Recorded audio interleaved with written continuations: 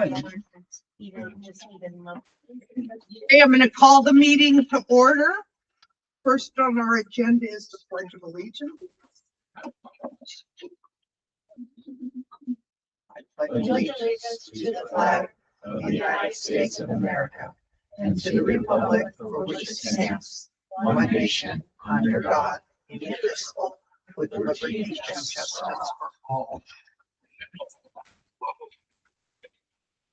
Okay. Do I have a motion to approve the consent agenda? The consent agenda or To approve the agenda, I'm sorry. I would like to move to approve our agenda for this evening. Do I have a second? I will second that. Okay, is there any discussion, any objection? Hearing none. All those in favor say aye. Aye. Opposed? Abstentions? Okay, motion passed. Do I have a motion to accept the consent agenda? I'll motion to approve the consent agenda. Thank you. Do I have a second? I'll second. Okay, it's been moved and seconded. Is there any objection? Not an objection. I just wanted to know on the October 27th board meeting minutes. Correct me if I'm wrong, but I thought Dr. Rogalski came to the meeting just late, and it says that he's absent. It notes also later in the minutes when he Did it? arrived. Yeah. Okay, Yeah. I did not see that up the top. So, okay. I can, if you'd like, I can make an edit that says was absent at the beginning of the meeting and arrived later. It's okay. I just looked No, at there. it does say down at the bottom though. Okay. So then I'm like, well, his votes count, but yeah, that works. Okay, all those in favor of accepting the consent agenda say aye. Aye. Opposed? Abstentions? Motion passes. Okay, Mr. Levine is not here this evening. He may come later, so we'll allow him to speak when he gets here. But we do have a new destinations rep, Misty Fuel. Would you like us to introduce ourselves to you? Sure. I'm Addie Hutchison. I'm the chair. Arnie Rowan, member. Kim Brick, member. Mandy Rosen, member. Ralston, Marina Wright, finance director. Gary Roberts, interim superintendent. I'm David Kegley. I'm the executive assistant for the superintendent of school board. Nice to meet all of you. Nice to meet you. Teach as well. I'm a student with destinations from since we had to move. I'm gonna start with an update on our school. We are now in the Milner Crest building, fully down where the district offices used to be. It's very exciting and we've settled in well. We are very excited to have more classrooms and more room. Over the past few weeks, the students and staff at Destinations Academy have been forming tight bonds and close relationships. Due to the smaller classroom sizes, it was made possible for both of our language and composition classes to read a total of 30 books within the month of October. We only have about 20 students involved in those language classes, so that's about 2 books per student, which was a big goal for us. We were not expecting to read that many books. We have the honor of having a guest teacher, Dr. Jennifer McKenzie, who took over our STEAM classes, digital media, and language classes because we had to have Mr. Jones take a break for the first quarter due to an accident. She left us last Thursday with this quote. In my 22 years as an educator, I have never experienced a school with such a strong community as Destinations. It has been an absolute joy to work and learn from Dr. Kayla Crook these past few months, as she is like my personal superwoman as well.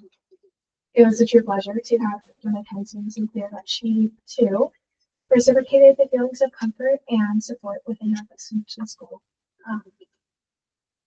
Our leadership class has been working hard to maintain such a relationship within our Milner Crest community and our community in Hughes County. So far, the leadership class has joined the charity program to do trunk or treating, as well as set up the Christmas tree and the art project. So that way we can get our student tags up and get Christmas gifts for those students. We truly value having a strong community at Destinations Academy and the Milner Crest Education Center as a whole, So the leadership class has taken up the opportunity of reading books to the preschoolers in Little Parrots Preschool. They have done it for about 2 weeks now. They have also set up a trick-or-treating event on Halloween during school hours, where all of our littles got to walk down to the high school and trick-or-treat every office and classroom. It was a lot of fun. I got to walk with my kids. The Friday Project seminar classes have been making great strides in our curriculum with the few weeks that we have had. The Native Studies class has been doing a book study on the book An Indigenous People's History of the United States for Young People, written by Roxanne Dunbar Ortiz and adapted by Jean Mendoza and Debbie Reese. The book looks at American history through an Indigenous perspective. It helps to understand what really happened to Native peoples, how colonization, forced relocation, and broken treaties changed lives, but also how Indigenous communities have shown incredible strength, survival, and resilience. As they have read, the group talked about how history is told, who tells it, and why Indigenous voices are so important in understanding the full story of our country. In order to connect to what the classes learned through their readings, they engaged in hands-on projects like learning the history and making rye bread, which is a food that was created during hardships and has become a symbol of survival, identity, and community.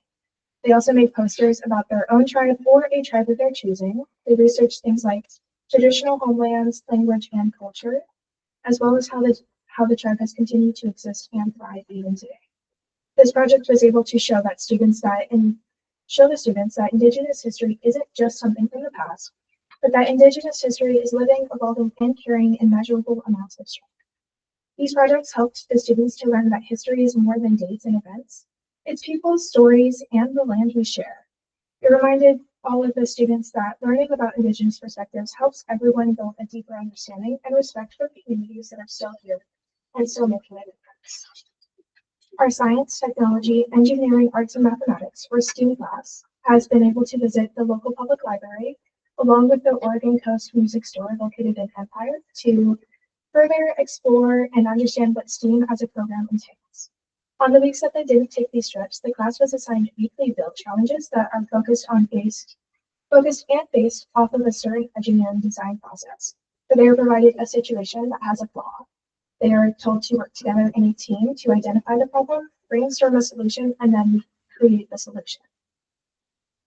Our foods and nutrition class has spent a lot of time cleaning and preparing the kitchen in order to cook. This process allowed students to learn how to properly clean the kitchen in order to use it in a safe way to cook. The first 4 weeks of this class contains cleaning, obtaining of the handler's card, and learning knife skills. The class had graduated into learning different recipes and cooking techniques, making kitchen staples like chicken soup, apple cinnamon roll cake, brown sugar ice cream, and apple cider. The movement class, which is focused on physical movement and the appreciation of nature around us, has been able to go on 7 hikes this school year. They have gone to the North Spit, Eel Lake, Lake Marie, Simpson Reef, Cape Arago, John Dellenbach Dunes, and the Hall Lake Loop hiking trails. Our watershed class has been working on our school garden, preparing it for our winter planting season. Along with basic garden maintenance, we have had the opportunity to go to the Shore Acre Gardens and the Bellacoma Marsh hiking trails to go bird watching with an expert. The watershed class donates all of our extra food to the Peace Bay Public Library for community members to appreciate and enjoy as our active community service giving back.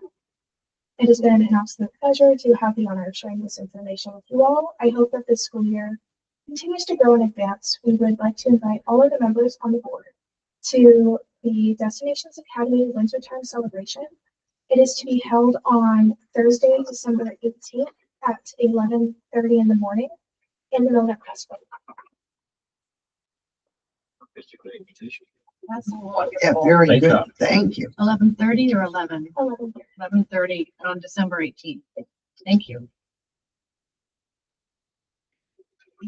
Yes, thank you, Misty. It's really been fun to come up to Destinations this year and see not just a beautiful building that's been remodeled, but also the community that you guys have built there. And I've spent several days up there visiting, and every time I come away with a smile on my face, not just from the littles at the Little Pirates, but also seeing all the work that you guys are doing there in Destinations in your classes. I got to watch some of the sticker making that goes on with a couple of students, and then I spent some time in the writing class, watching Dr. McKenzie work with you guys on writing. So lots of great stuff.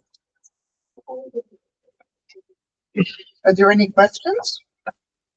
What do you plan to do after graduation? You're a senior this year. I plan on attending one community college for an associate's in business. It's wonderful. Yeah, I think you're gonna do great. You're not required to stay, but you're welcome to stay if you'd like. Okay. Or you can leave whenever you want. If we get boring, you're Famous more last than words, welcome. and you're like, I'll stay. Yeah. Yeah, feel free to slow down Yeah. whenever you want to. Okay. Mr. Cruz. Good evening. Good evening. I'm John Cruz, band director at Marshfield. I come to you with two asks tonight. And the first one that you see in front of you is permission to take 3 of our high school students to this year's WIBIC event in Seattle. And this is Nico Tucker. She was able to go last year, and she's been accepted again to go this year, along with, I wrote this down so I wouldn't forget, Brittany Herrera and Danica Gavin. Nico plays euphonium, Brittany plays alto sax, and Danica plays percussion. And I asked Nico to come and tell you about her experience there last year. Hi, everybody.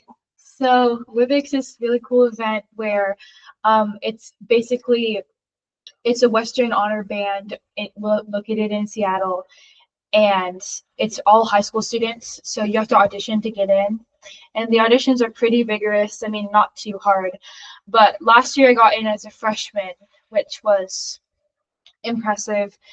Basically, you go up there for 4 days. You have rehearsals for 3 of the days, like 2-hour rehearsals and then break, and then 2-hour rehearsals, so like 6 hours a day.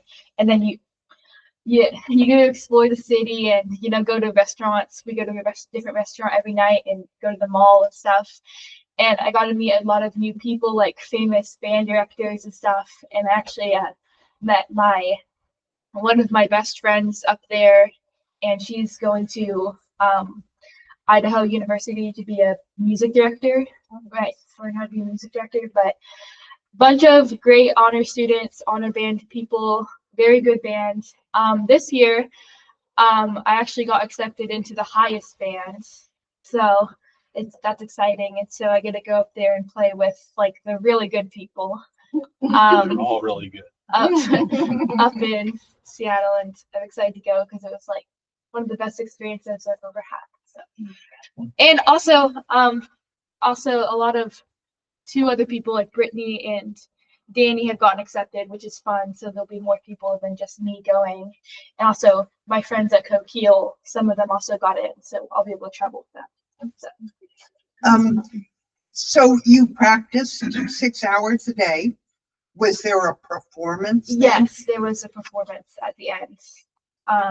Do they pick the piece of music? for you? Yeah. So we have the rehearsals, each with a different band director. Each song is conducted by a different conductor, and we get to meet all of them. And then there's this big concert at the end with all the bands. So Have they picked a piece of music for this? yeah, each band has a different set of music. And what is yours? Do you know? It's a lot of songs. Like do you know any? I mean, do you have any? know any of them?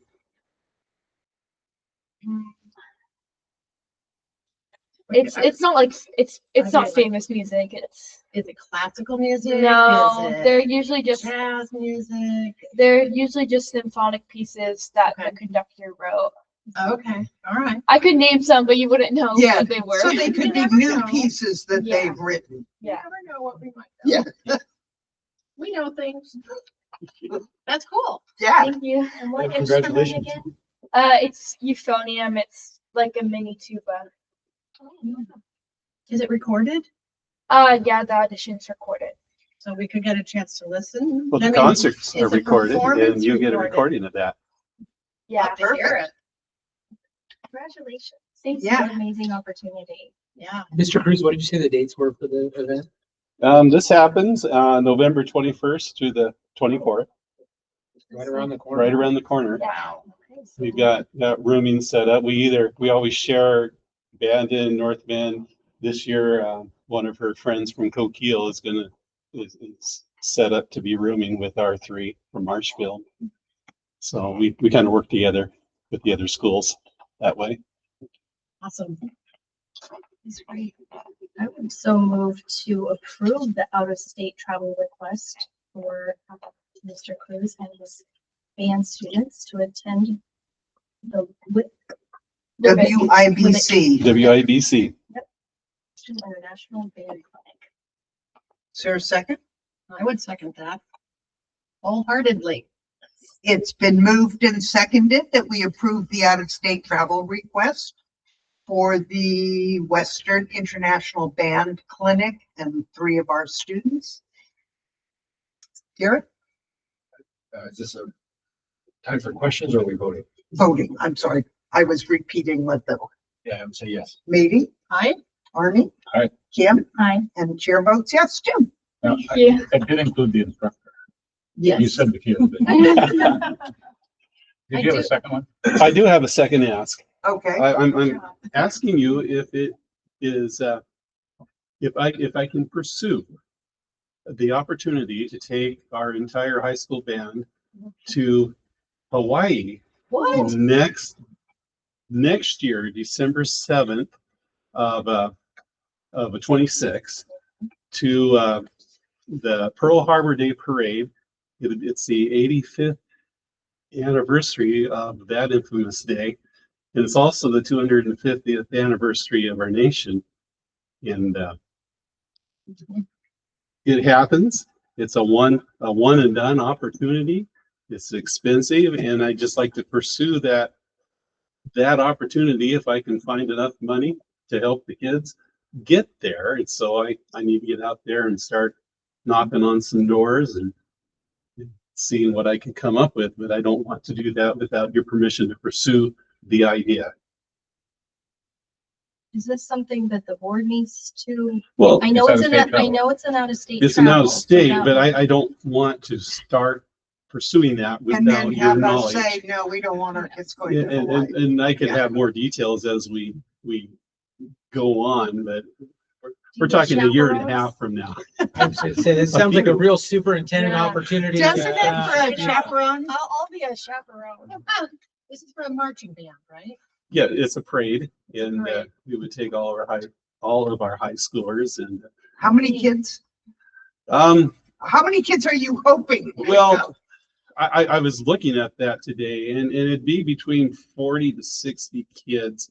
Depending, we might need to include our 8th graders in marching, depending on instrumentation. Right. It's all kind of loose right now. I love the idea. I would like to make a motion to approve your request to start looking into this out-of-state travel and how you're gonna fund it Right. to go to Hawaii. That- What an opportunity for our kids. It's a one-time deal. I think seeing Pearl Harbor Oh, is yes, something they ought to do. Yes, absolutely. I'll second that. thank you. It's been moved and seconded that we approve Mr. Cruz's request to begin the investigation into the possibility of our students participating in the Pearl Harbor Day Parade next year on December 7th. Quick discussion or a Yep. quick point. Where else has, because I don't know, I'm a new board member, has our marching band done their thing? And will they have an opportunity? That sounds like a pretty high, a pretty big deal. And It is. so are there going to be some opportunities for them to work up to an event like that so that they? Oh, definitely, besides the next parade that we'll probably do, won't be until the spring. But I would definitely seek some help from outside to bring them up to snuff a little more for this season. And I don't actually mean up to snuff. I just mean, what do I mean? Exposure? Other places to perform. Other places to perform that, like, they go other places in the state of Oregon where it's not a it's not a recognizable field and you're not sure where you are and you have to pay attention and you don't cry and Yeah, you as know, far as a marching band, we haven't done a lot in the last few years. We just kind of found our way back to that last Yeah. year. And like I say, the Florence Parade is the next one currently planned. Florence, great. And then Just you one of guys the also longest did ones. the Berry Fun Festival parade this year. We did Very that this fun year, yes. festival. Sometimes there's other parades that make sense. Right now, that's the only one I'm aware of Right. that fits our schedule. Yeah, I know it's a lot. I know it's tough. I'm just thinking about other ways to prepare for that Right. amazing experience and No, a whole different. I can Well, definitely, Knowing that they're a marching band and keeping that in mind, could they still do a performance like at Marshfield? oh, You know, for definitely. the public, so Definitely before they do that. go? They do that all the time. Oh, then, I mean, we do that Yeah. every football game. Yeah, That's what I football thought, games, yeah. we get into them. yeah, that's what I thought. And, Okay, Yeah, so I was just asking about Yep. the sort of scaffolding Yeah. experience. right. Because Yeah, it's always, great. always something to do. Yeah, always something to do and not enough time. So go ahead with your vote. all those in favor say aye. Aye. Opposed? Abstentions? Motion passes. Very exciting.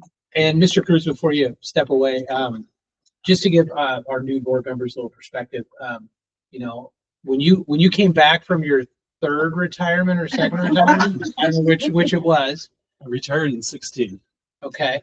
How many kids did we have in our marching band when you came back that first year? We had 9. 9. And how many do we have currently right now?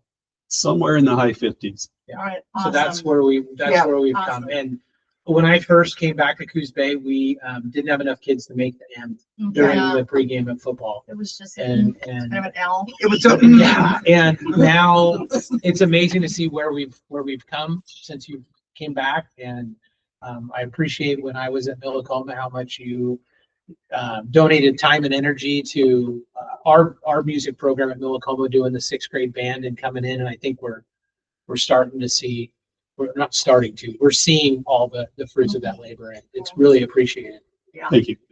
everything you've done for Coos Bay Schools and continue to do it. Thank you very Having a much. lot of fun. Thank you. And it shows. Appreciate it. Thank Thank you. you very much. the next thing on our agenda is just for your information. It's the application of the Lighthouse School for continuation of our contract with them. This is the issue that needs a public hearing, and so that is what has been scheduled, I think. We're looking at potentially doing Friday, This with Friday in the middle of the day. Oh, Would that work? Friday at noon for This people? coming Friday. This coming Friday, not available. I'm not available. Is it good with me? I thought it was scheduled already, wasn't it David? scheduled already for like 11 to 12? No, so, Different. This so is that's different. the committee to discuss this, but we need to hold a public hearing after we have received this letter. So I found out today actually that there's a timeline associated with when we need to have that hearing. And so time is of the essence, so we would like to do as soon as possible. The reason that that Friday seemed like an optimal day is obviously tomorrow is a holiday, but we want to also provide enough time for the community to make arrangements if they'd like to provide public comment on this. And also, since it is not a meeting where you will be taking any votes, it is simply just to allow the community that time. Really, I'm not as concerned as I normally would be about having every board member there, just a quorum, because you'll have 30 days after that to make a decision. And so I will get the recording out to you as soon as possible. You'll be able to get that insight. And since no vote is taking place, I'm not as concerned about having not everyone there. And is If that this, makes sense. yes, thank you. Is this gonna be a virtual board meeting? Yes, Yeah, that's the okay. plan. Thank you. But you need a quorum. We I need a quorum. I We need can at do least it. And I can do it. I can, So that's 3. and the. You're probably in surgery. Well, didn't you take Fridays off? So, I mean, is it this Friday that we have? Yes. It is. Yeah, so, I mean, if we're doing it at noon, yeah, I'll be in this building and available at noon. I can stay. Meeting on the text. We'll do that. That's just, Okay, So what time? noon. Noon. So, okay. Perfect. Friday, Friday, last Friday. Okay. So there you go.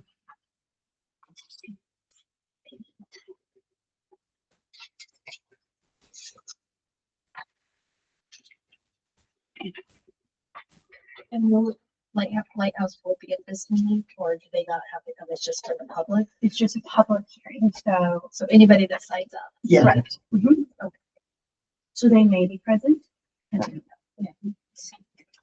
does it have to be open for so long? How long does it need to be open for a public meeting? Because some of them have time. Yeah, I didn't 1 hour. see that in my cursory look at the ORS, but I'll confirm that by Friday and I'll Okay. make sure everyone's aware. But I would expect if there's no one signed up. Yeah. Maybe leave it open for 15 minutes or.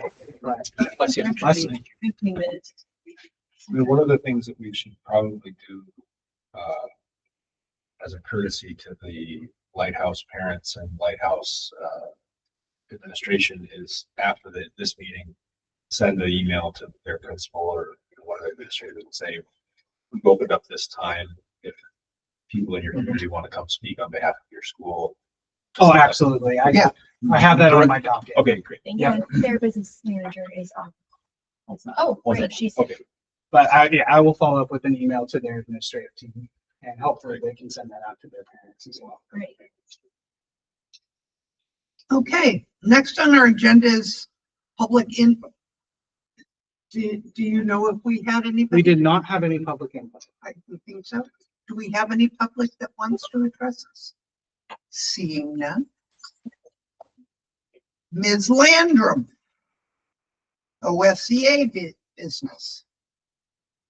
Still so weird when people call me that, just FYI. Because I go, I agree. I agree. And then the kids called me Miss Bree in preschool, so it just kind of carried over when I Yeah. came into the school district. Good evening.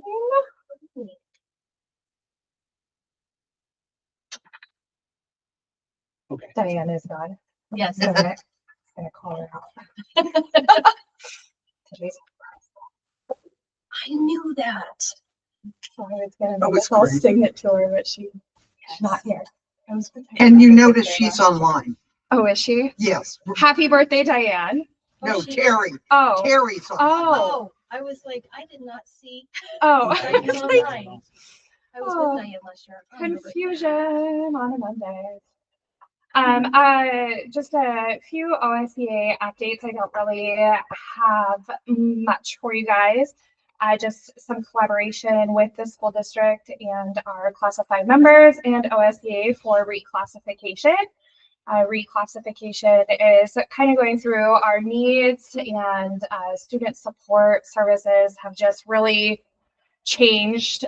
For example, 20 years ago, we didn't use Chromebooks in the classroom, or we didn't have these hybrid models or different support systems. And so we are using our new language for reclassification systems to look at those job descriptions and come up with better job descriptions, updating them to match current times needs and matching what people are doing in their work. And so that's really exciting to get that language up and going and see how it works in real life, because we all know language can sound great on paper, and then when you start practicing it, you find other things. Another thing that we've been collaborating with, just kind of having some conversations, but don't really know how to solve the problem, is just the shortage of subs in our district. And then it's kind of compounded within the classified staff member, because many of our members are also emergency licensed to step in for certified staff. And so then those emergency licenses are in an emergency. So then it's really short turnaround to try and get those positions filled.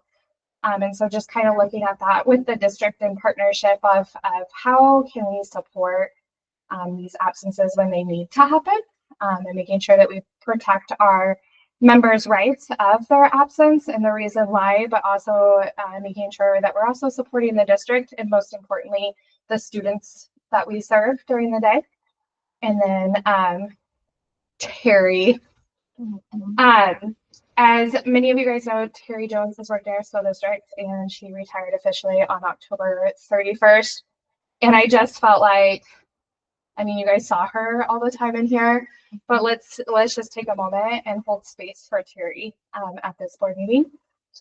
This month, we are honored to celebrate Terry Jones, a truly remarkable classified staff member whose dedication, advocacy, and heart have made a lasting impact both locally and across the state, and sometimes even nationally. Terry has spent years championing the power of education in libraries, recognizing that access to books and learning opportunities can change lives. Her passion has extended far beyond the walls of our schools. She's worked tirelessly at the local and state level, representing classified staff with integrity, courage, and kindness, whether advocating for Senate bills that strengthen public education or ensuring that every student has access to books. Terry's work has uplifted countless students and families. Many of us know her best through her Wednesdays in the Summer program. I don't actually know the title of it, but how I met Terry was before I even had a child in the district. Is we would go to the Madison School on Wednesdays, would have the library and their community garden open during the summer, during the time that lunch was being served. So you got to go and have lunch and you could go in the library and you always walked away with a free book. And it started with my son. Before I even worked for the district, we would utilize that program and carried on with my daughter. And it was great because you were always in there. You always got a book. You were welcomed with a smile, and it just created a real sense of community in that area.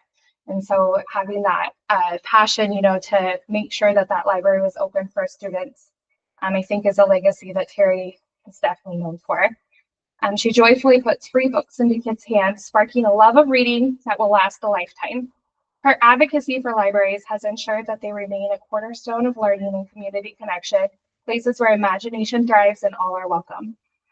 But beyond her professional achievements, Terry is the kind of person who makes everyone feel like a friend. Her laughter, compassion, and optimism bring light to every room she enters. She listens deeply, encourages others, and always finds a way to bring people together. As Terry embarks on her well-deserved retirement, we want her to know how deeply she will be missed. Her legacy of advocacy, friendship, and love for students will continue to ripple through our schools and communities for years to come. So thank you, Terry, for your years of service, your leadership, and your unwavering belief in the power of education and kindness. You have truly made a difference, and you will always be a part of our Union family and school district family. If it wasn't for Terry, I probably wouldn't be in this position. Oh my God. Did you hear it land from my house? Terry got me involved in the union. I would like to say it was voluntold. I've always been a little bit of an advocate, but Terry, you really got me involved. She encouraged me to go to like the legislative, it's not a word I can say, education days, which is what that picture is of us taken when we went to go and speak to our representatives at the state level in support of bills that OSEA was also supporting, and just kind of getting into this role.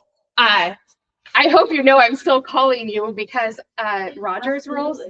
I don't even know if it's Roger's rules or Robert's rules, but I need constant reminders of, okay, what do I say next?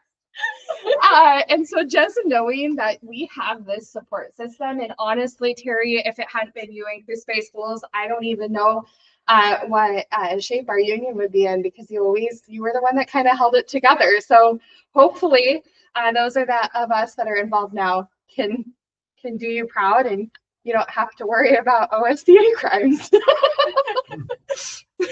Which a little bit of an inside joke when we went to conference, because they handed out beanies, and then we were walking around in Salem with beanies on, and I told them it looked like we were getting ready to commit crimes in OSEA hats. So thanks for coming down. You just ran from your house? That's the kind of commitment she Yes. I wasn't sure if we'd see you at a board meeting again today. It's like Amaral emailed you and said, what's the link? And I'm like, oh my gosh, it's fun. I mean, because I'm retired.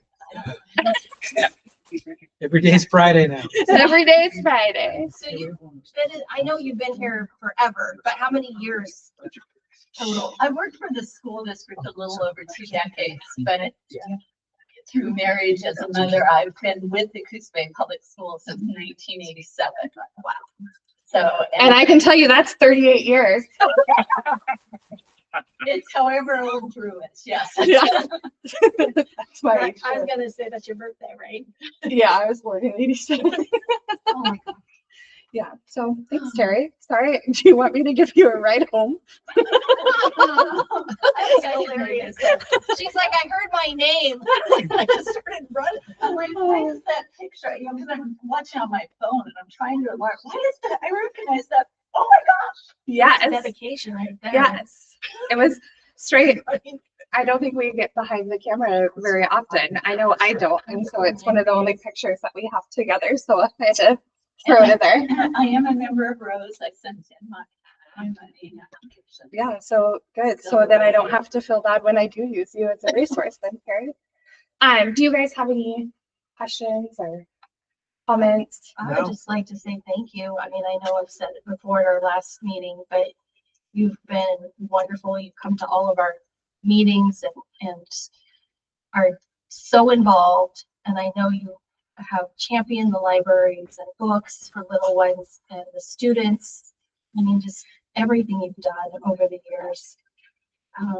It's good. I mean, are you really retired or are you going to be retired like Mr. I'm Cruz was still retired? temporarily doing Little Pirates on Friday. Okay. So Gotta have that little it's connection what with Allison get used to. She shares a son with us. Yes. And also Drew. Yes. Drew is now back, so, it will, you know, and 4 days a week I take care of Dane, so, my grandson. Yeah, every once in a while, you know, we're gonna want to see him as he grows up because we saw him as a baby now, so. That's true. During the summer, yeah, it is, well, those of you that are grandparents, it is just, The best. yeah, The absolutely. best. Yeah, I mean, I thought I was a pretty good parent and attentive, but there's nothing like a grandchild. Yes, I agree. It's just. I like them very so much special. better than my own kids. And Coos Bay schools were instrumental in my involvement, the way I evolved. I got an education in my 40s when I joined the staff. It has been phenomenal. I had administrators that really allowed me to succeed and encouraged me. And, you know, that made all the difference. And the staff as well. It was magical and a lot of work, but the kind of work that energizes Magic takes a lot of work. you. It does.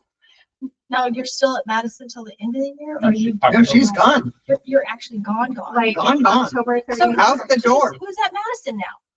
Well, Allison Bingham is the person who stepped into my place, and I get to see her on Wednesday. I left her alone for a whole week, and I get to see her on Wednesday so that we can.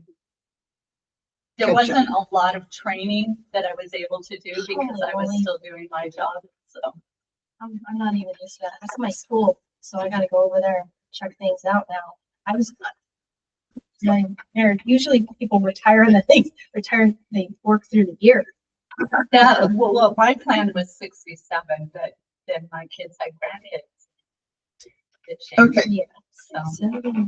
any more questions? No? I also want to, I know this isn't OSBA per se, but I do also want to bring awareness to November, is Native American Heritage Month. I do want to recognize that we have 2 out of the 9 federally recognized tribes here in Oregon, right here in our local area. And so, you know, I think a lot of you guys have heard me kind of say that over and over again. So we have the Coquille Indian tribe, and we also have the Confederated tribes of Coos, Sorapa, and Siuslaw Indians. And we are living and working within their ancestral homelands. And I just want to recognize that and make sure that I bring awareness whenever I can when I get in front of people. I do appreciate your emails with the resources and letting us know Yeah, I didn't know that. I had like when you use the everyone, it was Yes. No, I appreciated that. That was great for us as board members. And the Cow Creek helped us at Madison and putting in the playground. Oh, that's right. oh yeah, we technically are within their like Coos County is Right. like in the Parts of tip Coos going County, over. Yeah. Yep. But it is like we also have to consult with them with our Title I for the tribal consultation toolkit and things like that. So yeah, thanks, Arnie. You're welcome. Thank you. Thank you, Bree. Thank you, Terry. Okay, Glenn is not able to come tonight, so we will not be having an update on CBEA this week.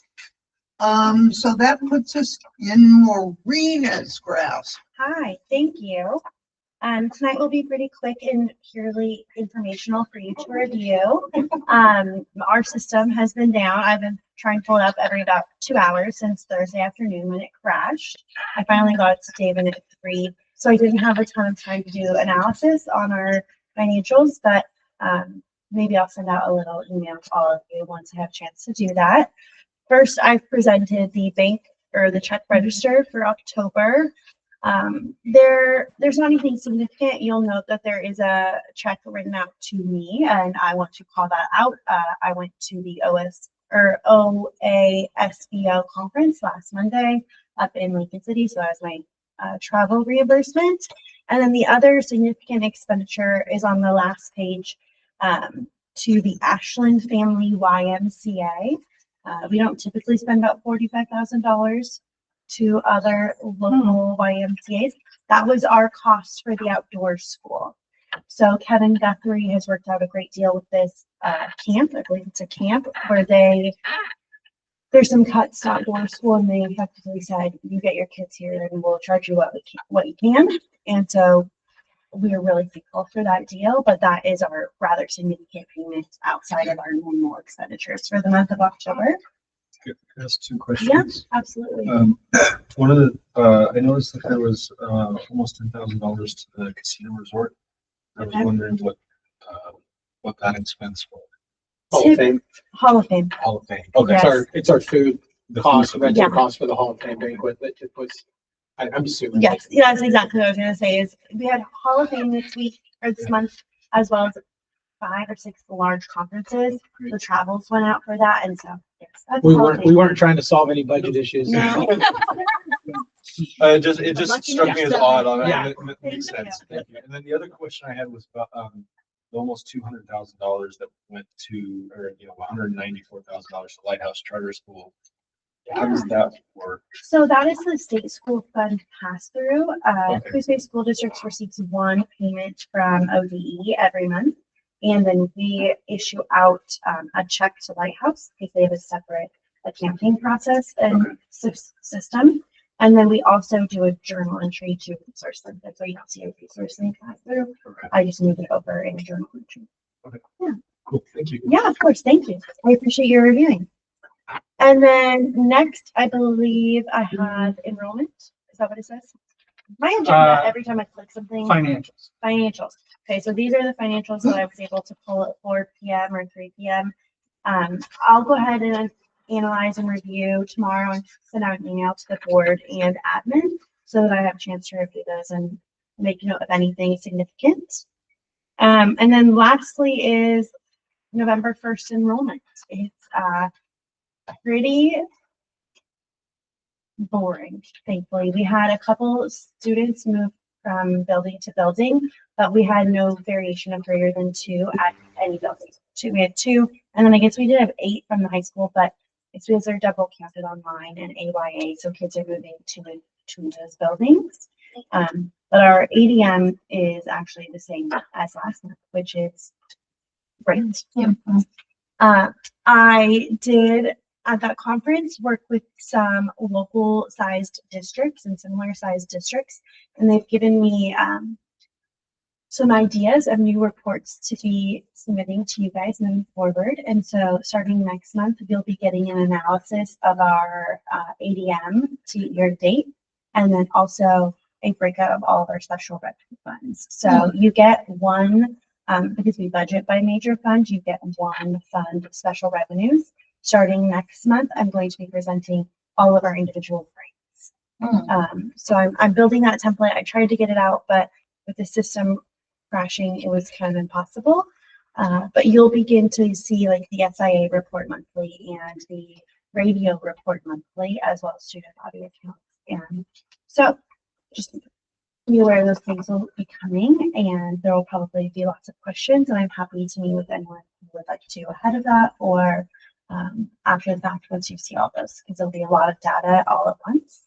Transparency, I think the more we can increase that, the better, and so it was really helpful to a conference and get some good feedback from them. So, does anyone have any questions? Thank you. Guys. Yeah, thank you.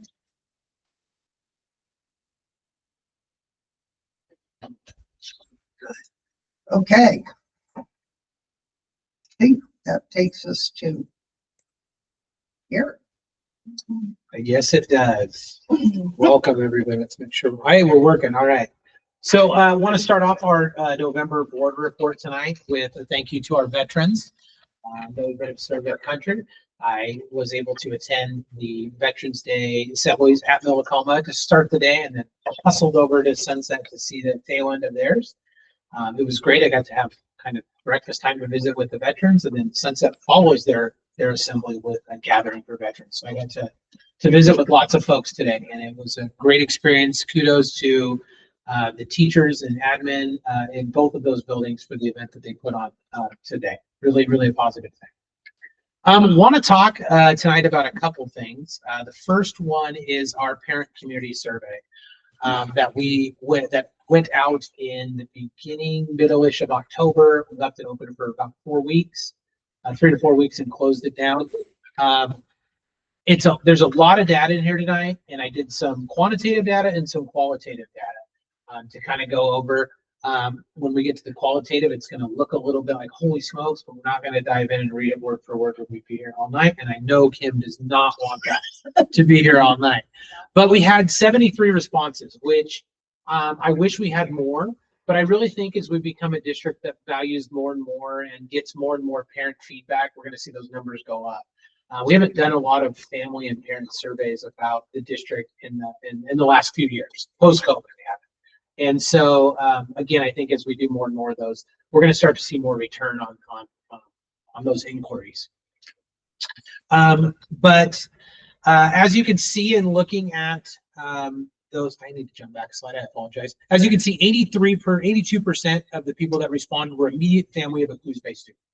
And then the remaining 18% were community members that didn't have a student in Coos Bay schools. Looking at if you have a student, what building did they attend? Lots of participation out of Millicoma and out of the high school. And then it kind of tails down to the junior high, Sunset, Madison, and those areas. Little Pirates, Coos Bay Online had just a few recipients, and we didn't have any parent or community feedback from folks that represented destinations. Something for us to work on. How would you describe overall the direction of the school district right now? 46%-ish of the people said positive. We had another 12.5% said very positive. Then 46% said positive.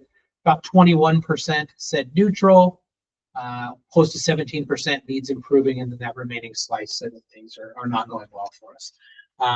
Of the feedback we had of some of the families, you could some of the situations that have popped up early in the school year were evident with people that voiced things are going great.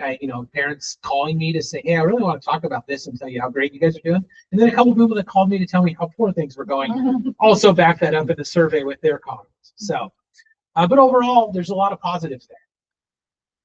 So what is Coos Bay doing well? As I switch mine so I can read it a little bit better. Just looking at the kind of highlighted areas: student support, care, and well-being, caring, dedicated staff, inclusion, SEL, and safe environments for students. And we have programs that are meeting individual needs. Destinations was talked about, meals, and our interventions. Academic opportunities and rigor, or AP and dual credit, accelerated options for students, high expectations and challenging academics. Communications and transparency. We had families that said that communication with families and community was a positive. Transparent, responsive leadership. Data sharing and goal setting was a positive. Innovation and improvement, outside the box thinking, continuous improvement, technology and testing tools, teacher and staff quality. We have caring, hardworking teachers, strong elementary leadership and literacy efforts, and we have committed teachers and staff.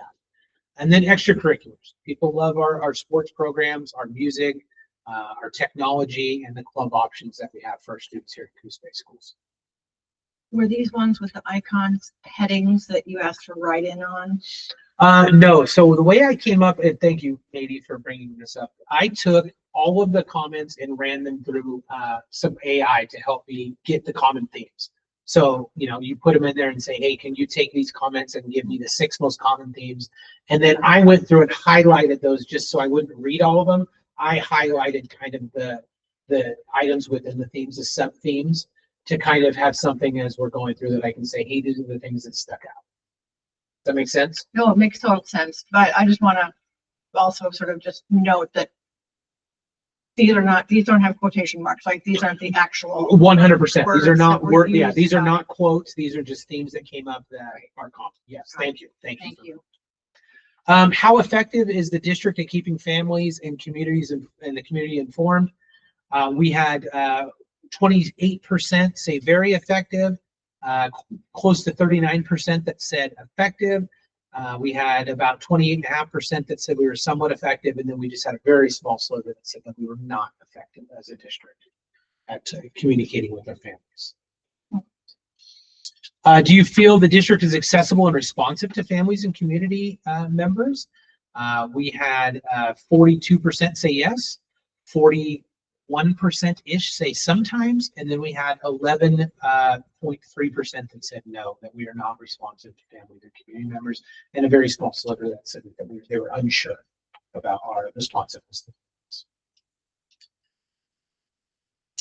Looking at scales of 1 to 5, 5 being the high end, low being the low end. Do you believe the district is meeting the academic needs of students? Few 5s, lots of 4s, lots of 3s, which means we have room to improve. We always have room to improve. A few 2s and some 1s there. So room for growth for sure, but a majority of our families feel that we are that it's a positive, that we are meeting the academic needs of our students. Do you feel that the district is meeting the social and emotional needs of students? This one's a little bit more in the middle. We have quite a few 3s. 35% of the families that were served that answered the survey said that we were, a 3 in this category. We had 22% that rated us a 4, about 10% a 5, and then we had a few more people that were in the 2 and 1 category. And I'll talk in a minute about some of the things, the comments that came out and the themes that came out of the comments. And that's where we're going to go next. Additional supports that would benefit Coos Bay schools: mental health and SEL supports. More counselors, more mental health professionals, education around coping skills, healthy relationships, suicide prevention, social, emotional, and behavior skill instruction across grade levels, teacher and staff support and training, district level support and voice for teachers. So making our teachers feel more heard and valued. Training in special education, disabilities, and behavioral management for our staff. Additional trainings. We do trainings, but ongoing training. Consistency and communication among staff to improve learning environments. So having more consistency across our schools in terms of communication and how we're working with our students in the learning environments. Special education and neurodivergent learners is an area that that would benefit additional supports in Coos Bay schools. Targeted support for students on the autism spectrum, especially high functioning. SPED and neurodivergent expertise in our schools. Training for all staff in supporting diverse learners. We could benefit more, according to the community and our families, for more academic support and enrichment, tutoring, guided study, summer school options. Homework and feedback for parents, especially in math, was a thing. And also support for our high achieving students and more enrichment and extension for those students. School environment, behavior, and culture. Responses to bullying and disruptive behaviors. That was a theme that was in our survey. Instruction and respect, empathy, and kindness. And safe, consistent, and accountable adult supervision across our campuses was a theme that came Curriculum and program adjustments, AP seminar and advanced placement for freshmen. So we have AP seminar for our sophomores. Like to see some more in advanced options for freshmen, and Mr. Ashman and I have already been talking about that for the fall, and so that's good that it was on there. Increased physical education opportunities. We meet our statewide PE minutes, so but parents would like to see some more opportunities for physical education in our schools, and then flexibility in classroom checks to ensure that effective instruction is going on. I think that we're taking a lot of steps with our ORTII at the K-6 level. Our AVID walkthroughs at the 7-12 level. And then we're working right now with the evaluation committee on revamping our both our administrative evaluation process and our certified or teacher evaluation process to be more rubric based, to be more supportive for growth and have growth measures. So the things that are coming out of the survey are things that we are focusing on right now and continuing to try to improve, which is good. It means our priorities are lined up. Do you feel our schools are welcoming and safe for all students and families? 51% said yes, 34% said sometimes, and then 14% of people surveyed said that they are not safe and welcoming for all students and families. Some positive Coos Bay experiences that came out of our survey, excuse me. Teacher and staff interactions, welcoming, friendly, and helpful. We have teachers and assistants who build strong, caring relationships with students, and responsiveness and approachable staff. Communication and responsiveness were positive experiences, clear and quick communication from teachers and administrators. Social media and app updates we're doing well with keeping families informed. And issues like attendance errors are handled quickly and professionally in the building levels. So that was noted in the surveys. School events and community engagement. They feel that we have well-organized school events that are engaging. Family involvement opportunities are a positive. Field trips, ice cream socials, award ceremonies. And parents and community members have voiced positive experiences at games, assemblies, and outdoor school was mentioned as one of those positive experiences, which is good because it's really expensive. Academic opportunities and student growth. We have our AP courses and our challenging academic options are a positive for Coos Bay schools. Our teachers' availability and willingness to support students, and the academic rigor that we have is a positive experience for our students and families. Leadership and admiration. The community felt that the transition and confidence in new leadership, that's not a shameless plug. I put that in there. I did not put that in there, my name. But a transition and confidence in new leadership. They feel like our new school administration is responsive and is a good fit. And follow up by faculty and administration is a positive. And the final positive area is a sense of well-being and belonging in school climate. A friendly, welcoming environment, relationships and community support is strong, and they feel the students are known and recognized by school staff, which I think is very important. How can we improve? Okay, the areas that the themes that came out of the slides about. Can I jump ahead a slide? I'm jumping ahead a slide. Interesting. Okay, how can we improve? Communication, transparency, and trust. Improve honesty and follow through. We had some families that expressed some frustrations with some projects, and the community and families were not included in some of the decision makings in those projects.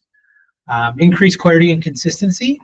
Stronger communication. Again, some of the positives are also some of the things that we need to improve. That's just the nature of surveys, especially when I think we have 73 responses. You know, I think if we're up in the hundreds, 200 responses, we might see more separation in themes.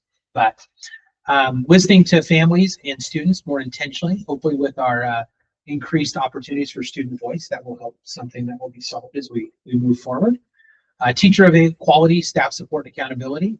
Address variations in teacher quality. The gap between excellent and struggling is inequitable. Including teachers in decision making. Some people feel like the last few years had a great voice in the decision making process. Accountability for staff professionalism and student treatment. Families feel like we have some students that haven't been treated fairly. Academic rigor, opportunity, and curriculum balance. Raise expectations and pacing. Don't hold back our advanced learners. Expanded course offerings, foreign languages, personal finance, which will be a state requirement next year. So that will certainly be something we are going to be focusing on. Medical classes and more hands-on electives. and reevaluating curriculum focus, balance rigor with creativity and reduce over-reliance on technology in the classroom.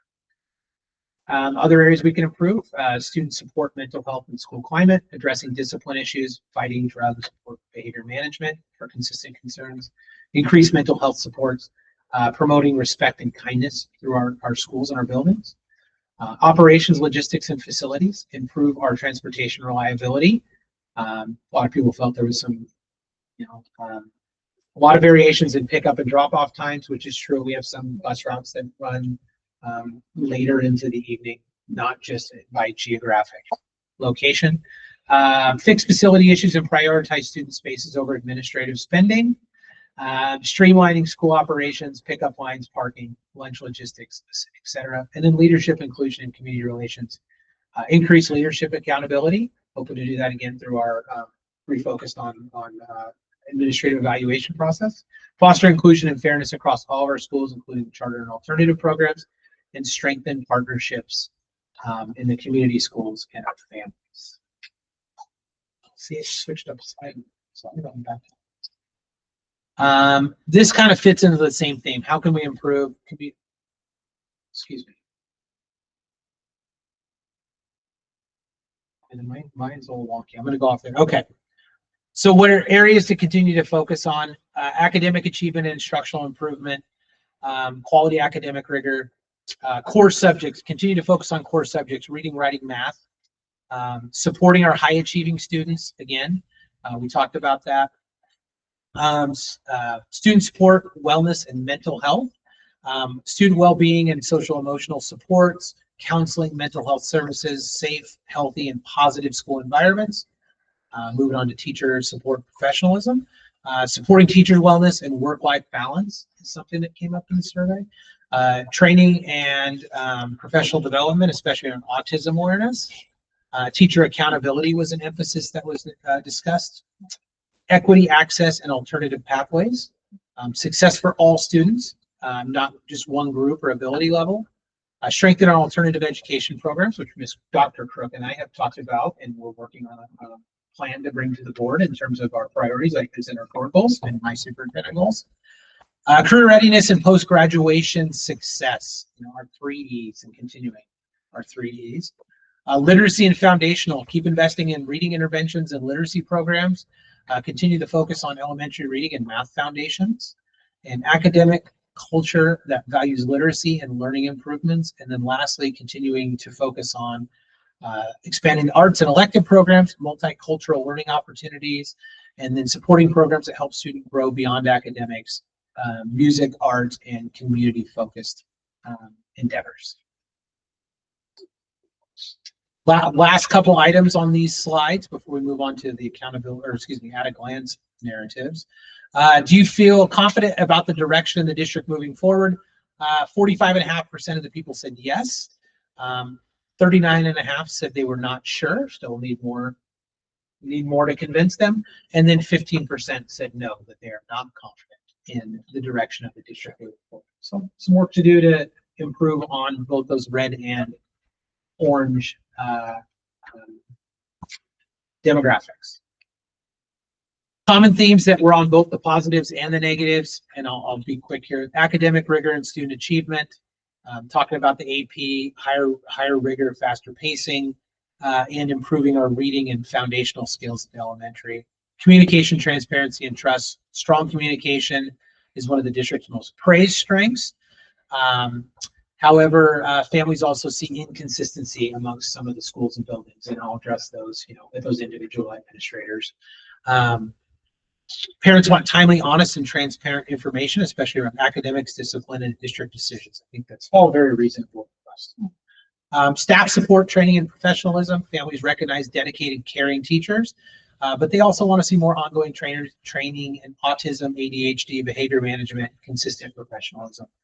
And some concerns about uneven teaching quality and accountability, which again, that's going to come with our hopefully improved evaluation process.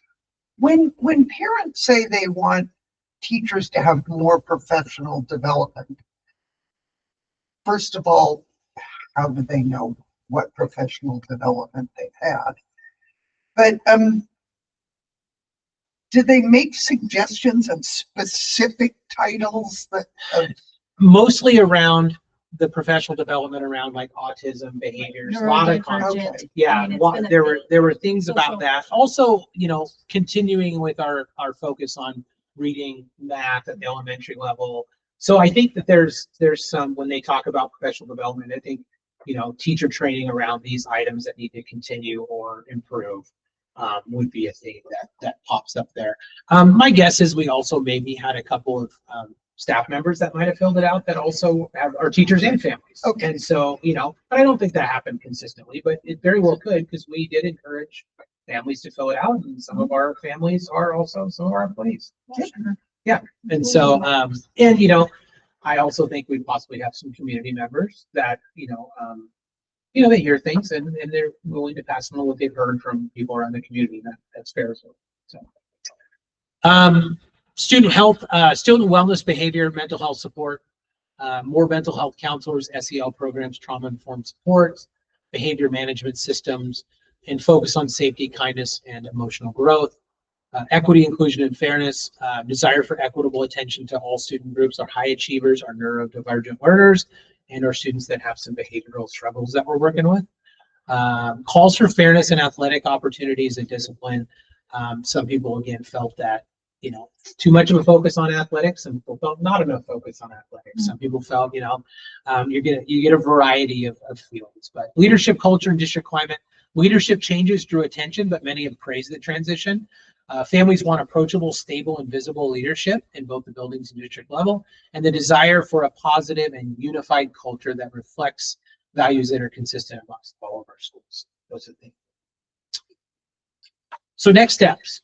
The next steps, it's kind of interesting. I was at the OSBA conference with Arnie. I also visited Estacada School District, which at some point I'd love to have a conversation about. But Estacada is very big on school culture. And David and I were having a conversation about trying to get more community engagement opportunities. So like coffee with the superintendent. And we were talking about trying to, spend some time in Charleston at one of the cafes there, Empire at Empire Donuts, because they don't have a lot of coffee shops in Empire. So it goes in downtown, D Street Cafe. I'm shameless plugs for all these places. Some of them I haven't been to, but trying to get more to areas of town and let some community members and families come and visit with me about whatever topic that they want to talk about in Coos Bay schools. Maybe I ask some questions about some of these survey things, but have a chance for more dialogue. Possibly some town hall opportunities in some locations around the community where it's not one of our school buildings, but maybe it's a fire station over by the East Side Fire Station. Maybe it's downtown. Maybe it's over in Empire at a location, but getting around the community.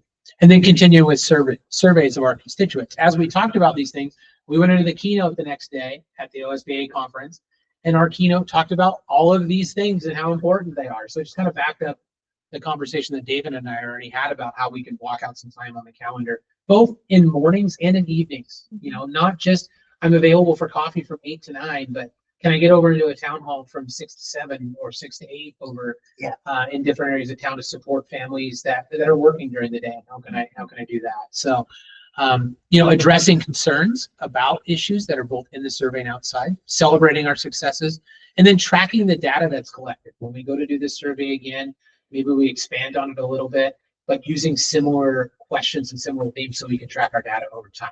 So those are the next steps with this family and community survey.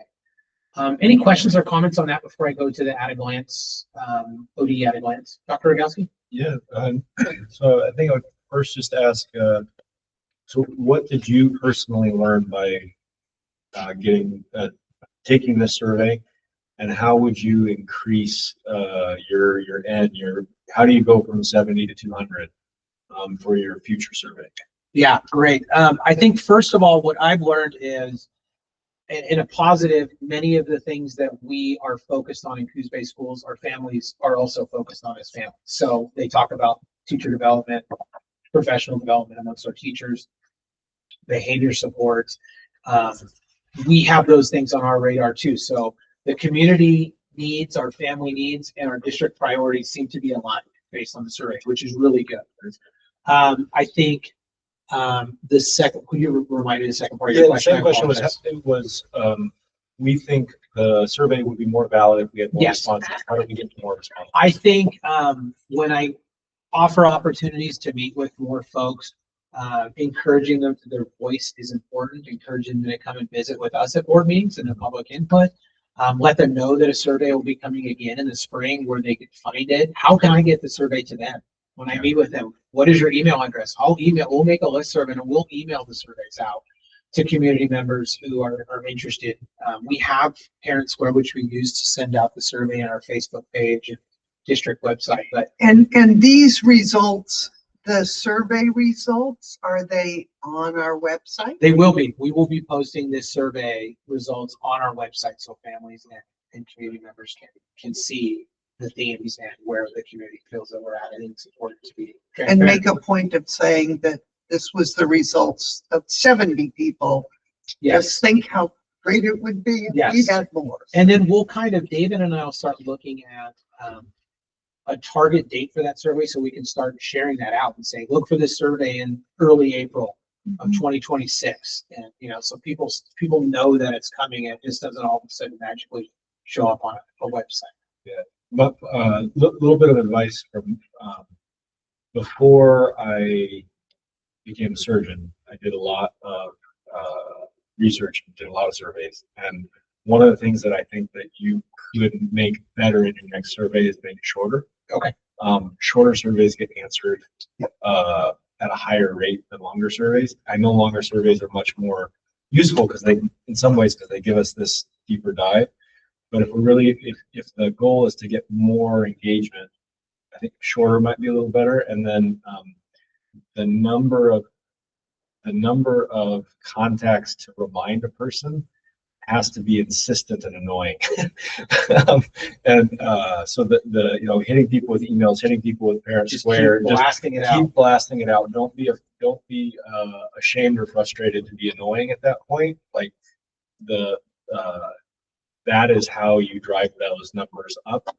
The other way that a lot of people try to drive those numbers up is offering some sort of raffle thing and some sort of incentive. Yeah. And it could be something as it doesn't have to be of high monetary value, but it could be something, Ticket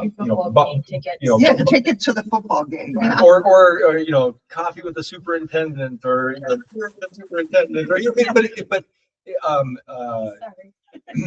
people are much more likely to answer it if they think there might be something for them on the other side. So just my ideas for the next one, because I think this is great. I'm excited we're doing this. I think, like you said early, and I think it will be more valid the more participation we get. Yeah, agreed. I have a question about surveys in other languages. And if we have paper surveys go out for those folks who don't necessarily have electronics or. We need to. It's an area that we kind of dropped the ball on. Is we should have had a Spanish option for families. And we should have provided an option if you want to come down to the district office, or we'll mail you one, whatever, of getting a paper survey out to families. I own that. And that was kind of something that came out of being at OSBA this week. It's like I dropped the ball on that. So we'll make sure to rectify that when we go to do the spring survey. Thank you. Yes. Yeah, I think that's great when we're looking at. Do we have any families that don't speak English? Yes. Oh, yes. Oh, yeah. We have Oh, Spanish. yeah. We should have had this converted into a Spanish. Yes. I mean, it would have been fairly easy in Google form to convert it to Spanish. I dropped the ball. We should have done that. Especially since I'm seeing more Spanish language advertising on TV every day. Yes. I had a couple of questions. I went to a event somewhere. It was, I don't know if it was a school thing, and the survey was on a QR code right there in front of me, and there was some little cookies or something sitting on a plate. She said, "Oh, you just do the QR code, fill out the survey, and you can have a cookie." And I was like, "Okay," and I did it right there. So the QR code is another great way at events to get people to do that. But And David's great with QR codes. yeah, I was just thinking while you're talking, if the Mill Casino would just loan us that screen for a Right, week, yeah. and we could just pop it right up Yes. there. yeah, but you're absolutely right. A little tiny incentive goes a a long way if you can. I don't know what. Yeah, Sure, we can sure. come up. Cloud. I mean, we can put the last question on there if you're willing to enter your name for a, you know, or Yeah. we can put on there on the very first thing, if you're willing to enter your name to be in the drawing, that's question one. And then from there, keep on going. And I think somebody in town also put the QR code on like on a business card, and then it triggered a free coffee. Mm. You took the card anyway. Okay. I mean, I do that as in my medical practice. Is actually we have QR codes in the back of business cards, and when a patient says something nice, we'll hand it to them and say, "Be willing to, lend us your support." And then those patients can use that to purchase stuff in our from we sell vitamins and stuff. But like those You can types of incentivize things, those little you can incentives. send them. You can make little very incentives, and like even I get a pretty steady stream of permission forms, flyers, other things home for my students. If one of those had a QR code on it, says, when blankety blank, fill out this survey, you could get more responses in that's your a really good window. idea, too. And Those are easy. I would also second getting it translated and being able to mail to families those translated surveys with a return envelope, postage return envelope, so they don't have to try to come get it or whatever. You can deputize your students. You can say, the school with the highest number of surveys we do that. completed and No, stuff. let's just not reward it's not the student's problem that the parents don't fill out the surveys. No, but they can take ownership of the of things like pushing phones and other things. I don't know. I might have to push back on that, Dr. Rogowski. Disagreement's helpful. Disagreement is very All right. Let's move along Let's with move our along. agenda. Okay. We're not done yet. We're going to talk about real quick. I want to talk about OD at a glance. Okay. Our new at a glance school report card, district report card and school report comes out here in the next few weeks. So I thought before we talk about that in a future meeting for our two new board members that may not be familiar with our at a glance, and just for board members that might need a refresher, we should talk about the at a glance that OD puts out. The at a glance profile. This is our Coos Bay one for the 23-24 school year. And Dr. Rogowski, are you able to see it on your screen? Okay. And maybe, so you can see, I'm going to scroll down too, so now I'm back to not being able to see very well. You can see in our at a glance that they cover our student enrollment, some demographics for both our student and teachers in terms of race and ethnicity, some demographics down below in terms of like students that we have that are with students with disabilities, ELL languages spoke, our students experience poverty, and then some rating scores for where we're at in terms of regular attenders, third grade ELA, third grade reading, 8th grade math, on track to graduate, on time graduate, and 5-year completion. Okay. And so these are going to be a lot of the accountability measures going forward. They're going to continue on, plus with a few that have been added on by OD. If you go to the next slide, we then get a little bit more disaggregated information in terms of our regular attenders, our third grade, third grade English language arts, 8th grade math. If it says less than 10 students or data unavailable, ODE kind of embargoes that because it's more easily identifiable. So if you have a certain number of students that are under that 10 student threshold or under a percentage of students that are in your building, they don't release that information because it's too easy to identify our third grade readers and how they're doing in that demographic. So if you look at American Indian, Alaskan Native for third grade, it says less than 10 students. So they're not going to release that information of how they did overall. So as you're looking at it, just so you can understand a little bit as to why that information hasn't been released. But you can see these are the profiles that we get every year. And again, they're going to come out here in November. So I wanted to give you a little background on it. And then questions on that before I jump to the next slide. Yeah. This information, like where it says, that slide right there. Yes. On the far left where it talks about staff, the numbers of staff and teachers and everything. We give that information to them. We correct? update that with ODE here. Okay. Yes, correct. We really still have 3 psychologists. We do. They work here at the district office. Yeah. Are these links supposed to work on our Coos School District? Boy, I sure hope they do. Are they not working? Profile 1960. No, well, not on mine. Let's see if it clicks on mine. These. What's it? Yeah, the links are grayed out. Okay, I will get you those links. I just included the links for every school at a glance so that you would Okay. have them. I will get those to you. Just, I want to make a one-stop shop so you can click on them and they were active and working, but I don't know what happened. But I will get those to you updated so you can click on those and see every building in our district and what their report, their at a glance is. So I'm going to move on and I'm going to talk about, I want to look at our at a glance data for our key component areas and some comparisons. So I pulled some data about where we are at compared to, these are our Coos County and Reedsport school district. So these are our students that are living in poverty, our percentage of students living in poverty. ODE gets that number. I put a little narrative at the bottom. ODE gets that number by defining students who get SNAP benefits or temporary assistance for needy families, were in foster care, experienced homelessness, or received migrant education services. That's where that number of percentage comes from. So you can see Coos Bay School District, we're at 48% of our students living in poverty. North Bend's 41, Coquille is 40%, Myrtle Point is 40, 30% in Bandon, 56% in Reedsport, and 32% in Powers. So again, just want to give you a little background of where we're at compared to Coos Bay schools. Regular attenders, we are at 61%. Again, regular attenders, students who attend at least 90% of the school for the year, which equals missing no more than 18 days. Coos Bay, we're at 61% of our students are regular attenders, 62% in North Bend, 48% in Coquille, 55% in Myrtle Point, 64% in Bandon, 59% in Reedsport, and 79% in Powers.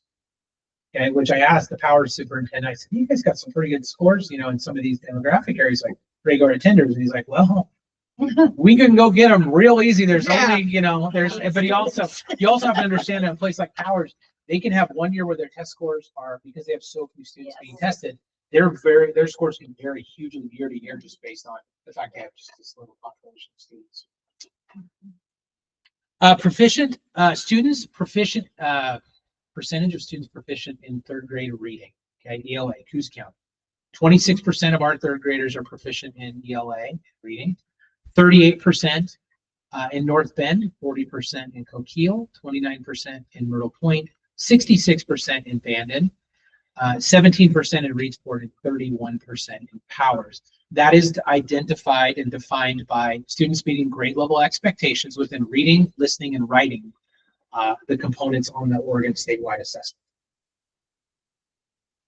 What did Bandon do that was? I am reaching out to Bandon superintendent and the elementary principal to do a little fact finding on what intervention programs they're using, what's their core look like. Is this a 1 year anomaly? Yeah, or is in this math consistent? too. Yeah. So, and you can see in math, percentage of proficient 8th grade students in math, Coos County and Reedsport. Coos Bay's 15%, North Bend's 30%, 13% Coquille, 15% Myrtle Point, 45% in Bandon, 5% in Reedsport, and Powers. It didn't have enough students. They didn't test enough 8th graders to release the data. Again, it's easily identifiable for them, so they didn't include it. It's the test that people can opt out. Yeah, you can opt out. Most districts don't see a ton of third grade and 8th grade opt out. Okay. High school opt out is huge. For example, I could get you the exact numbers that we had in Coos Bay. Millicoma last year, I want to say we had about 10 kids that opted out of the entire 3rd through 6th grade. So it wasn't a huge number. Okay, good to know. I will tell you that of the 10 kids that opted out last year at Millicoma, I feel pretty confident in saying 7 or 8 of them would have scored a 3 or better on the assessments. So, and then the last Coos County demographic is percentage of 9th graders that are on track to graduate. So these are students that are in their first year of high school that have earned at least 25% of the credits required for a diploma by the end of their first year. Coos Bay 76, North Bend 75%, Coquille 63%, Myrtle Point 65%, 85% in Bandon, 71% in Reedsport, and 92% in Powers. Okay, so just giving you a little background of where we're at compared to our county schools. I'll provide this with our new report card as well when it comes out, and at the end of November, I'll provide it at our December meeting. And then I wanted to also, one of the ODU metrics that's going to come out in the accountability requirements is we're going to be clustered with schools that are of similar size to us, and we're going to be kind of rated against them. And our cluster, our preliminary cluster group came out over the weekend. We don't need to discuss it right now, but the schools that are in these next slides are in our cluster group. Our cluster group is big, and Arnie, I think I told this, but Mitchell's in our cluster group. Arnie and I had lunch with the Mitchell superintendent. They have 55 total students in their district, but they have an international online charter school that bumps them up to about the same size. Yeah. So, but I'm sure the Mitchell superintendent is probably like, man, I'm in this big bunch with them. That's right. She was talking to us about their dorms and their boarding and all. Anyways, so looking at some schools that are around the state that are school districts around the state that are similar to Coos Bay. We have Ashland, Astoria, Cascade School District, which is near Salem. Central, which is kind of Independence, Monmouth area around Western Oregon University. Crook County, which is over near Prineville, excuse me. Pendleton, Phoenix Talent down by Medford and South Lane. So I tried to get us around the state a little bit. In terms of students living, percentage of students living in poverty, 48% in Coos Bay, 26% in Ashland, 29% in Astoria, 29% at Cascade School District, 42% in Crook County, 34%, 42% in Central, I apologize, 34% Crook County, 42% Pendleton, Phoenix Talent, 53%. The fires in Phoenix Talent have also had a huge effect on not just their students in poverty, but their scores and all kinds of regular attenders. Really good folks though down there in Phoenix Talent. Brent Berry's a great superintendent doing good things. And then South Lane, 39%.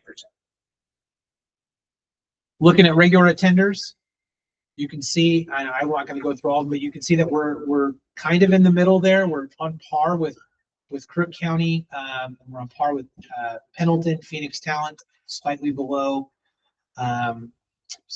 Crook County, but on par with Central, excuse me. Have some areas for growth though. And Phoenix Talent is actually an area that's starting to see a lot of increases in their regular attenders. The COSA attendance cohort is spending some time down there in the next couple of weeks. I have another event that day for our regional superintendent meeting, but I'm curious to hear feedback from what they're doing down there. But again, we're kind of right in the middle-ish of those schools in terms of regular attendance, those school districts. Looking at third grade, percentage of third grade reading, we have a long ways to go. We're on the bottom end of the districts around the state with 26% of our third graders proficient in English language arts. Ashland's at 53%. You can see Astoria, Cascade, 40, 45, and 49. And then the rest of the trend line is in the 30th percentile, the 30%. But we have a ways to go. And that trend also continues with math, where we are near the bottom. Math-wise, in the state, our math scores aren't great as a state. We have a lot of work to do as a state. I'm hopeful that when our scores come out, we're going to see some growth based on our SABIS implementation. I think we are going to see some growth. It's not going to be to the 40% like Astoria, and it's not going to be in the 30% like Crook County. But I'm hopefully we can see some growth, see some positives what we're doing. And then lastly, if you had to pick one, the reading or math, which would you pick? I feel like that's a loaded question. No, I think I'm asking it as a new board member in Charting is where should we spend? We have two areas that are both really need improvement, but we shouldn't fracture our attention too much. Which one deserves the most attention? Not for Arnie to throw a pencil at me or a pen, because he's a math guy, but I think the ELA is the focus area because it sprouts off in every other subject area. And we've found that with students that are struggling with reading, when they get to math, they can't read story problems. They really have a hard time just understanding the directions and how the flow goes from there. But reading takes you into every other subject area. And math sure has an importance in science and in STEM and things of that area. But I think if we can get the third grade reading problem solved, it's going to have a ripple effect to the math issue as well. And we're noticing, we used to be doing a group called Teacher Development Group in math, where they would come and do math coaching pre-COVID, and it's just starting to get back going again. And when you can convince kids they're mathematicians and that, math is such a anxiety-driven issue for students. They just, oh, I'm terrible at math. I'm terrible at math. So math, I think, is as much about a mentality and trying to teach them that they are mathematicians. But we have to have those foundational reading skills first and foremost. And if Amelia Ed was on right now, she'd be clapping. Yeah, for the little grants. We have a ton of grants from ODE too for early literacy. And that last on track slide, you can see we're behind the state schools of our size and on track for 9th grade. I think we're going to see a pretty good bump in on 9th grade on track. I'm hopeful. And then I also think that trend is going to continue. I think looking at some of the statistics from the first quarter at the high school, we saw a lot of positives from grades in the first quarter from Mr. Nash. And then the positives on the last slide, just highlighting up in the top left, working our way left to right like a book. We got the Hall of Fame. So you're getting old when classmates are getting in the Hall of Fame. And so all 3 of those 4 individuals were in high school when I was in high school. But we had Travis Berger, Matt Zozel, Lori Brands, and then Nikki Sichting. I don't know her married name, but off the top of my brain, we're all inducted. And then we had our 05 or 06 cheer team, which included Ms. Seats, who is a teacher over at this side. Culinary kids just doing a great job. This was them at the South Coast Economic Development event, the Taste of Oregon event. It was fantastic. Kim Agricola getting our Regional Teacher of the Year. And then I had some destination students that attended the job fair over at Seven Feathers, and I've got a photo of them. Middle photo there on the left, that is our staff at the ORTII, the Oregon Response to Instruction and Intervention conference last week. It was when we broke off into our table groups and we were meeting as a K-6 staff to talk about our reading and interventions for Tier 3 students, but also focusing on core. We have our 2 students there, Dakota Becker-Matz and Braden Mosier, who, as you may be aware, played in the band. They did the junior ROTC color guard and the football game all on the same night at one of the games this year, which is a really cool deal. And so we got a picture of them. Got some academics going on there, little pirates right there, some little intervention group going on. Mr. Ashton is really happy with the way the assemblies have gone this year, student participation, by moving the assemblies away from backing up to lunch or being before or after lunch. Kids are now coming to the assemblies more often instead of extending their lunch period. Bottom left, that is a tribal canoeing ceremony. We have been doing a great job of continuing to work with our tribal partners. We're just finishing up every building having a professional development with the tribe, either at the Plank House or on campus for the high school and junior high, because their PLC time isn't enough time to get to the Plank House. We got Millicoma Assembly right there. Can I interrupt Yep, a minute? I absolutely. heard some feedback on that professional development. Yeah. From a teacher who said they normally do not look forward to going to professional development classes, but that the program that they got was the best thing that they felt that they had had. Great, that's great. I was able to attend when Madison and Sunset went out to the Plank House, and it was awesome. I'd never been out there, and it was amazing. It was an amazing experience. So I'm happy to hear that the teachers felt that way too. Yeah. Next to the Millicoma students, we've got our Superintendent Advisory Committee. We had that first meeting, and it was fantastic. Super great to hear the student voice around how the school year is going and how it's starting. And then lastly, we have intervention groups over at Sunset. Mr. Waldrop running a reading intervention group and doing a great job. So lots of positives. And I sent out an email with some of the first 9-week positives and things to build off of. So that is my report for this evening. Any questions, comments? Thanks. Thank you. Questions? Perfect. Okay. Hi, Missy. Thank you. Okay. Policy updates. You should have received in your agenda links to the policies that are up for discussion today for first reading. With an indication that we're not going to go through them line by line unless people have questions about individual I policies. appreciated your email. I reviewed all the policies. Thank you so much. Absolutely. I was only doing that because of past practice, so I'm happy to just answer questions if you have any. That's how. But I will ask if there's any prospective policies that anyone would like the policy committee to take up. Wonderful. And are there any questions on any of the policies in first reading? Wonderful. They seem pretty self-explanatory. Okay. I think we're back to you. Yeah, so as we have so many open seats for the budget committee, I felt it pertinent that we get out a budget calendar as quickly as possible so that when people are wanting to join the committee, they know the dates they are committing to. And we have a quorum at all of our meetings, which we unfortunately did not have last year. So I'm presenting to you a budget calendar for the 2026-2027 fiscal year. There's no significant changes to the process from last year. We had discussed doing it a little bit earlier, starting in like April, but we have some other scheduling conflicts, so we're going to keep it in May. We're going to do the two budget committee meetings in May, and then the budget hearing is a June meeting, assuming that you all adopt the calendar. And we'll be in Tokyo during May 13th and May 20th. My apologies. That's okay. I think I'll still have a quorum. Okay. Yeah.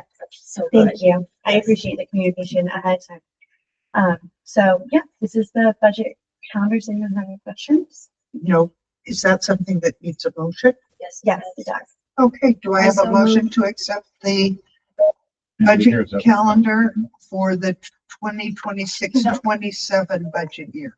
I so move to adopt the budget calendar for the 2026-27 budget year. And sorry.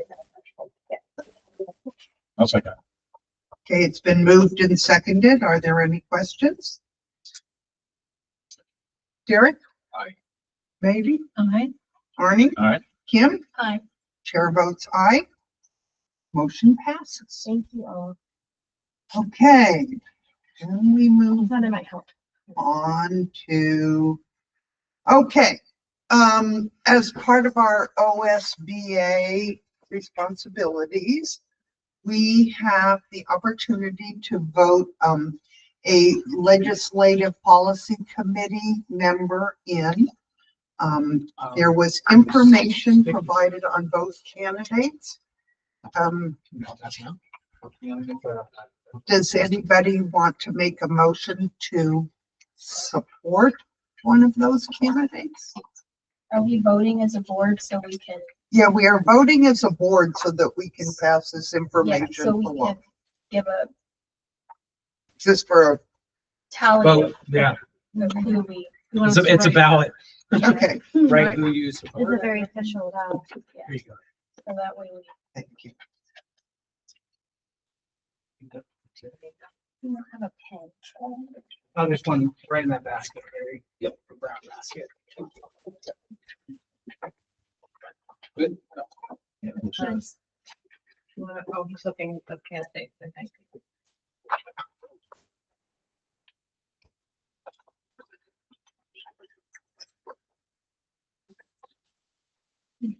Yes, not problem.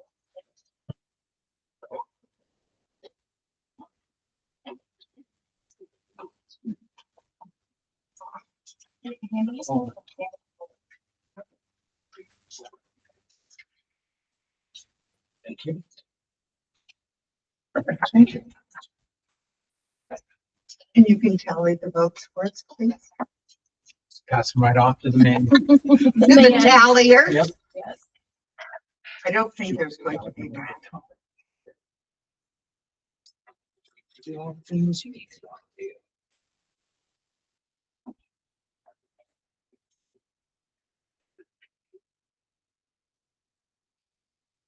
I'm not gonna bother tallying. Is it unanimous? It's unanimous. That's Perfect. I so move that we vote as a district on OSBA Legislative Policy Committee, position number 9 to Janet Holland. Because I'm assuming since. Yes. That's who you voted for and it was unanimous? I read Steven. I'm What? joking. Okay, is there a second to Ms. Holland? I'll second that. Okay. Okay, we'll take a voice vote on that, roll call vote. Derek, maybe? Aye. Arnie? Aye. Kim? Chair votes yes on Ms. Holland. So if you could let OSBA know. I will fill out the official ballot. Okay, thank you. Okay, we're at the appoint budget committee members. We got applications, letters of interest from 2 individuals for the 3 positions we have open. I would say they're both really good. Yes. And Debbie's been on for a long, long time and had a nice conversation with her last week. And I read Annie's letter. She brings a lot She's of awesome. financial. Right. I'm loving it. So you need one more person? We do need another budget committee member, so, We know anybody, let them know. but can I get a motion to accept Debbie and Annie, I'll Debbie make- Springsteen and Annie Pollard? I'll make a motion that we accept the Debbie Springsteen and Annie Pollard as positions 4 and 7. Would you like it to be 7? Sure. For those 2 individuals to be on our budget committee. Second. Okay, it's been moved and seconded. Aye. Aye. Aye. Okay, we have 2 new members of our budget committee. We will try and get you a 3rd member Thank you. by March. And I will re-announce after this that, you know, we've selected 2, we still have 1 open, and I'll send another. I'm not gonna worry about being annoying, Dr. Rogowski, and I'm gonna hammer it at home. I will send it by email, Morse code, however we can get somebody. And What, for budget law, we are okay having, as long as we had it open or taking applicants, we're okay in terms of forums and processes for local. Well, budget we law. should be able to get, I did mention it, it was a little late at a couple of meetings, other meetings of groups that I went to. And there was a little interest, so we may be able to. Are there restrictions on that person? So can that person be, for example, a substitute teacher in the district? No. No. There are several, Yeah. they're pretty regular ones, like you have to live within the Goose Bay. 1 They're all year. listed on our policy, which is policy DBEA.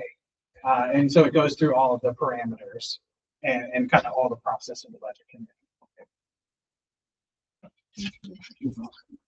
Okay, next is board items. I put superintendent evaluation on just to publicly announce that we are conducting a superintendent evaluation in compliance with the COSA OSEA workbook for evaluations. Since this would be in that format, just the first quarter review, we're asking board members to fill out sections A and B, and I've asked Gary to fill out section C for his self-evaluation. Again, those things should be back by next Wednesday. Did you send out the PDF that we can actually fill in? I did. Yes, I you did. didn't find it. I can't find it. I sent it today. I didn't. see I it. I believe- was able to open it, but they were not, for Oh. some reason. I don't Ah, know why you're that special. was. It was I just me. wrote a Word document. and sent it to Dave. Yeah, I know. I don't know if that'll It's cause fine. problems. No, it'll be fine. I will resend it to you if you could just email me back that you like confirm if it opens or not. Okay, Then I'll know if I need to keep working on it. Or yeah. okay, that'd be great. Thank you. Okay, and then we will have a meeting on 2 weeks from now on the 24th, I think, to review this and to finalize the documentation. Monday before Thanksgiving. Okay.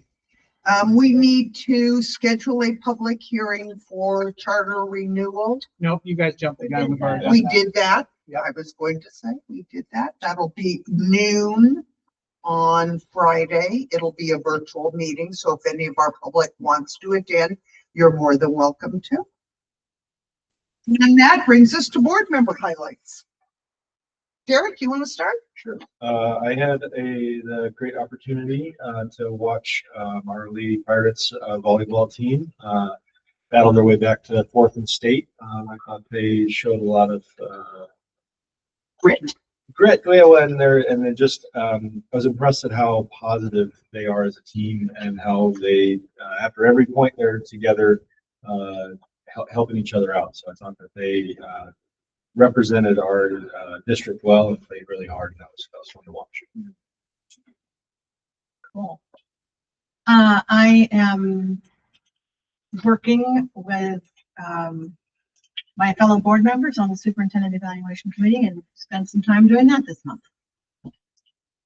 Perfect. Barney? Also on that committee, I am actually working with the group that's doing that, but I also went to the OSBA conference and had a really great time. Almost all the North Bend board was there, all but one, which was kind of fun. Spent a lot of time with them. And you really meet a lot of interesting and great people. You also can meet state requirements. Every time you get elected, you have to do a public meetings law and all of those things. And so they take care of that for you as part of that meeting. The conversation with the other guy was really about reaching out to the community and doing other things and how to do that. It was all timely and a really good meeting. So appreciated it. And there's a lot of competition there because you can get your certificates for your required trainings and you bronze, silver, gold. Yeah. And so, and then Kevin and I, what did we have the competition for? He won. He got his The own WOA trophy. WOA thing, Yeah. all the stuff you can get engaged in. Yeah. Yes. Oh, yeah, it's up there. There it is. I'm gonna get that. See, this is the first one I've He's missed. the only one that brings them. Yeah, Oh, he won the trophy, got up on the stage in front of thousands of people. They announced it. He brought the trophy himself. Our Kevin Our did. Kevin. Yes. So our own I love Kevin. it. Because he was going to win. Yes, yes. So he created the category and now it's on. All right. So I also was able to attend a board meeting for Resource Link and learn. I asked them a ton of questions, learned so much about our other charter, Resource Link, who is a part of the Coos Bay School District in a very unique way. And I know we missed you, but just by the Did you hear about what happened? the link. I was on there I and know. she forgot to turn on the Google Meet. And I was texting and emailing like, hey, I'm here. So I did meet with Leslie the following Monday. Good. So, and she Good. ran me through the Gonna whole follow up meeting. with you. Yeah. And we even did it virtual. So we'd make sure that we knew how to do it next time. So Okay. yes, so I got caught up. Yes. Okay. Well, I'm so glad because there's a lot of information and I think that there's great ways. It's been part of the district for the last 20 years. There, and there's some kind of overlap and things that we're doing and created that they do as well. So I know that there's kind of a plan going forward and she had discussed that with Justin last year, Dr. Ainsworth. And so really getting up to speed for us with our school board and what they've got planned would be great because they are still a part of our district. Evolution of resources. Yes, yes. And so looking at some of that, and we've got a number of great teachers. Mr. Billy, he's been around forever. I love that guy. And so it's interesting. I would love for them to come to our board meeting and talk more about it because I think they're so different than any other. I mean, like what do we have compared to in the state of Oregon that has this kind of relationship with their charter school that's their staff are our staff. Yeah. It's not the same. So I'd love them to come talk about it. Okay. And I participated in this evaluation committee and I also attended the retirement party for Miss Terry over there. Oh. Yeah, it was very nice. It was over at the bowling alley. And when I got there, I was there at the beginning. As I understand it, it got going a little bit more after I left. When the drinks came out. But yeah, that was fun. It was nice to honor Terry. Did you bring up the idea of needing budget committee members or?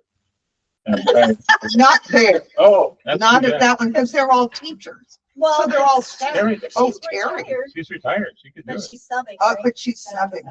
Oh. Okay, when you're through with that, got it. That's right. Well, money Okay. For libraries. Is there anything else on our agenda that, No, thank for the you. good of the order, anything? Nope, hearing none. We are adjourned. Thank you, Abby. Thank you. Thanks for my lip glosses. I'm not sure.